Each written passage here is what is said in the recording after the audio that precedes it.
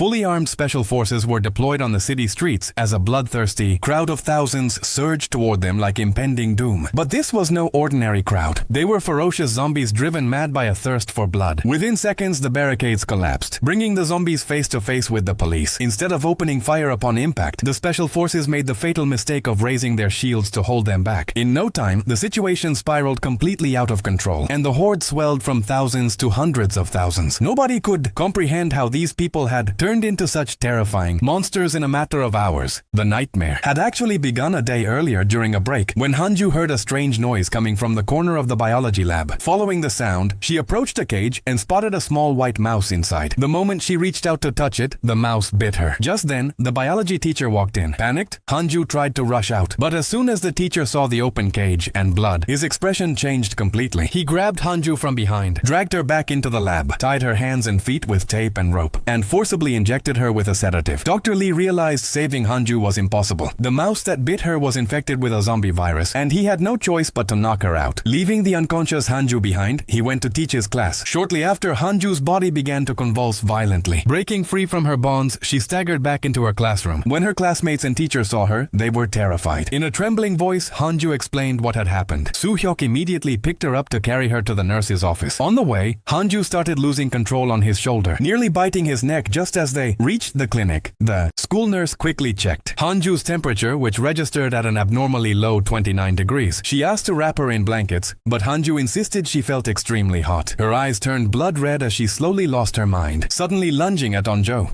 When the nurse stepped in to inject a tranquilizer, Hanju bit her too. Hanju was quickly rushed to the city hospital in an ambulance. Meanwhile, the bitten nurse began undergoing terrifying bodily changes. Swelling rapidly spread down her arm, her vision blurred, and her eyes turned deep red in the mirror. Her body convulsed as the virus took over. Two passing students noticed her standing strangely inside the clinic and began recording a video. By then, the nurse had fully turned into a lethal zombie. Hearing their voices, she turned and lunged at the door, crashing straight into the wall. Despite this, the students kept recording. Suddenly, the nurse got up and tackled one of them. The second student panicked and tried to pull her off, only to become her next victim. Terrified, the other students ran for their lives. The student who was just bitten collapsed to the floor and went still, only to reanimate moments later as a bloodthirsty zombie. He sprinted toward the classrooms, attacking everyone inside. Within minutes, the virus spread rapidly from one person to another, consuming the entire school. Over in the cafeteria, Onjo was upset because Soo-hyuk had rejected her proposal. Cheong-san was trying to comfort her, secretly harboring feelings for her himself. Neither had any idea that a deadly virus was sweeping through the campus. As Onjo headed for the exit, a tidal wave of panicked students burst through the doors, pushing and shoving to get inside. The entrance quickly jammed shut, and students scattered looking for cover. Glass shattered as the horde broke through, knocked to the ground by the stampede. Onjo looked up to see her own friends turning into zombies and attacking people. A zombie spotted Onjo and charged straight at her. Paralyzed by fear, she couldn't stand up.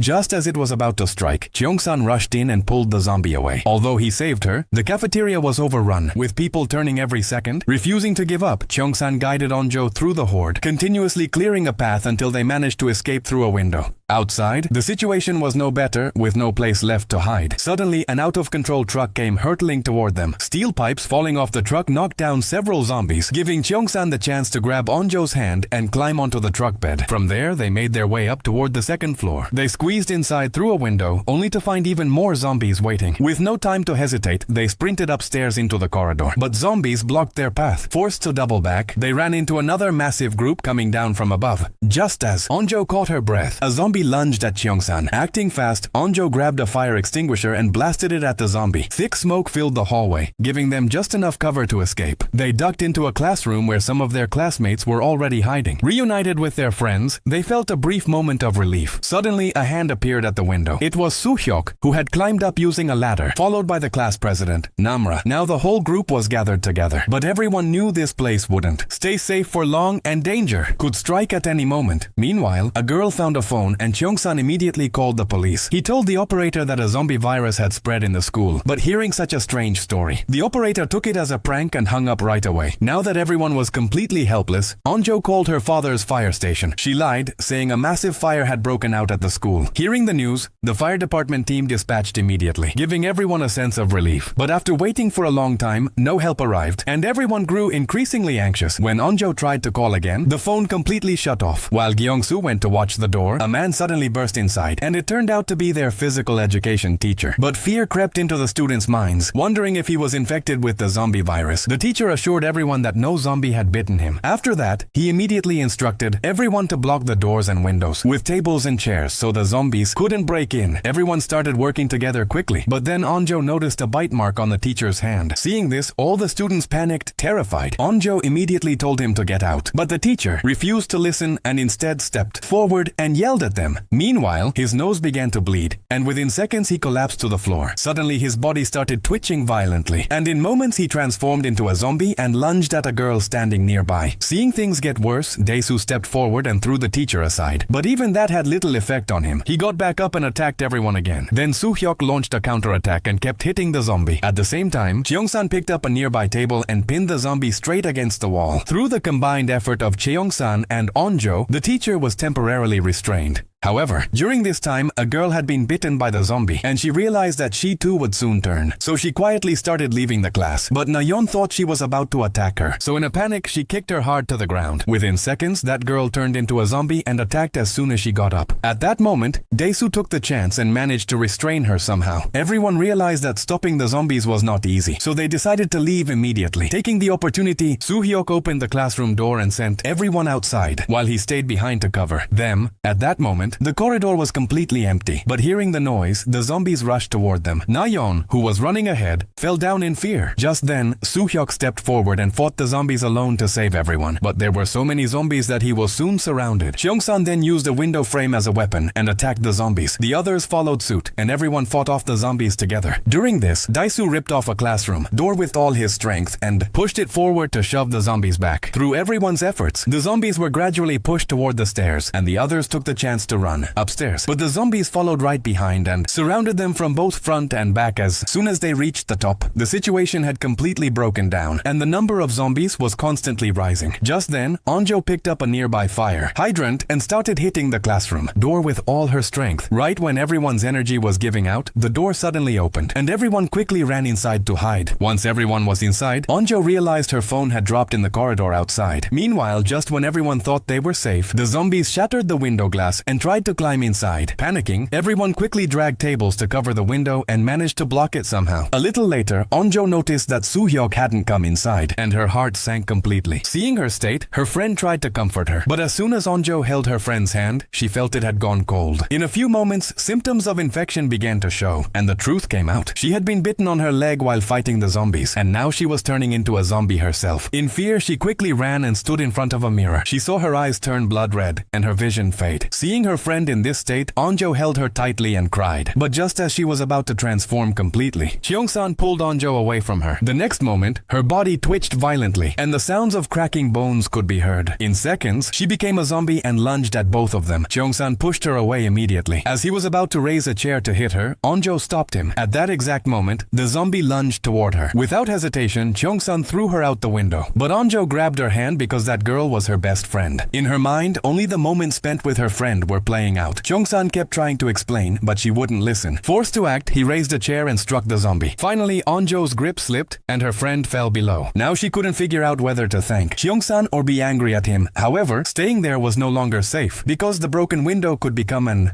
entry point for the zombies at any moment. So Cheong-san looked out the window and pulled in the hallway fire hose. Then, to make a path, he set up grip points at short intervals. For safety, Cheong-san went down to check the situation. But below, there were zombies everywhere, and then he saw their class teacher hiding in the broadcast room. So he told everyone else to come down, and one by one, everyone started climbing down using the fire hose. Onjo was still drowned in grief, so Cheong-san stayed back to give her courage. Finally, Onjo pulled herself together and slowly started climbing down. But now there was no one left to hold the doors and windows upstairs, so the zombies breaking in was certain. Just as Onjo safely reached the bottom, the classroom doors and windows broke, and the zombies rushed in. As Cheong-san started climbing down, a zombie suddenly tackled him, but he jumped and got stuck on the third floor. On the other side, Soo-hyuk was stuck in the guard room because zombies were everywhere. He was hiding behind a table, waiting for the right moment. But as he tried to move, his hand hit the table and made a sound. Hearing the noise, all the zombies ran toward him. To save his life, he hung outside the window. Just then, he looked down and saw Cheong-san also hanging outside, with a zombie holding onto his foot. Cheong-san couldn't free himself, so Soo-hyuk was about to help him when a zombie jumped at him from above. Without thinking twice, Soo-hyuk leaped and grabbed the fire hose. But under the weight of 3 people, the hose was about about to snap. So as Soo-hyuk slid down, he kicked the zombie off, and both of them somehow reached the broadcast room. However, as soon as they got inside, things turned bad again. Nayeon suddenly lost her temper at Gyeongsu, and an argument broke out between them. This was nothing new for Nayeon, because she had hated Gyeongsu from the beginning due to his poor background. But this time, the situation had escalated worse than before. The class teacher stepped in to calm things down and asked everyone to stay united. But no one had any idea that Nayeon was about to do something terrible to Gyeongsu. Suddenly, a fire sprinkler broke the window glass. As Cheongsan moved near the window, a zombie fell from above and landed right by the window. It was about to enter when Cheongsan picked up a broom from the corner and started pushing it outward. But this backfired on him because the zombie grabbed the broom tightly and started pulling itself inside using it. Seeing this, Gyeongsu rushed to help, but the zombie grabbed him instead. Even though Cheongsan kept striking with the broom, the zombie refused to fall. Now only a sharp stick remained in his hand. Soo-hyuk grabbed the stick and struck the zombie with all his strength. But even that made little difference. Seeing the situation worsen, Gyeongsu picked up a nearby computer and smashed it directly onto the zombie. After this heavy strike, the zombie finally fell down and the danger subsided for a moment. But during this, Gyeongsu suffered a minor injury, causing his nose to bleed. Seeing this, Nayeon suspected him. She insisted he was infected and that everyone should throw him out. But everyone knew that if they were still alive, it was only because of Gyeongsu. Yet Nayeon was blaming him, since there was already hatred between them. The atmosphere worsened. Then the class teacher stepped in with an idea to keep Gyeongsu in a separate room for a while. She said that if he wasn't infected, Nayeon would have to apologize to him. Gyeongsu himself agreed to stay inside for an hour to convince everyone. But as he went into the room, Nayeon burned with resentment at the thought of apologizing, and she made a dangerous decision in her mind. Seeing an opportunity, she quietly pulled out a handkerchief from her pocket, attached it to a stick, and soaked it in zombie blood. After that, with fake innocence, she went to Gyeongsu and began cleaning his injured hand with that handkerchief. Poor Gyeongsu thought she had genuinely come to apologize. As soon as her objective was met, she showed her true colors. The people standing outside thought everything was fine between them. But suddenly, Gyeongsu came running out and revealed the truth to everyone. Hearing his words, everyone got angry and scolded Nayeon for not apologizing. Still, she stood silently as if she didn't care at all. The only thing running through her mind was for Gyeongsu to quickly turn into a zombie so everyone would think she was right. And within moments, that is exactly what happened. The infection spread through Gyeongsu's body. Slowly his vision blurred, and he couldn't hold himself together. Everyone was heartbroken for him, but due to fear, no one dared to go near him. Only Cheongsan stepped forward to handle him, but Gyeongsu knew he was about to turn into a zombie soon. Out of fear that he might lose control and hurt him, he immediately backed away to the wall. Just then, Nayeon shouted at him to go outside. Tears filled everyone's eyes at this sight, but no one could do anything, even if they wanted to. The teacher then told him to go into the recording room so the others could stay safe. Gyeongsu held himself back and slowly headed there so no one would get hurt. But as the effect of the virus increased, he started hearing strange noises. The very next moment, his body began trembling violently, and he completely transformed into a ferocious zombie. Sorry guys, the full explanation isn't ready just yet, but the next part is coming out very soon. So subscribe to the channel and let me know in the comments by writing next part how excited you are.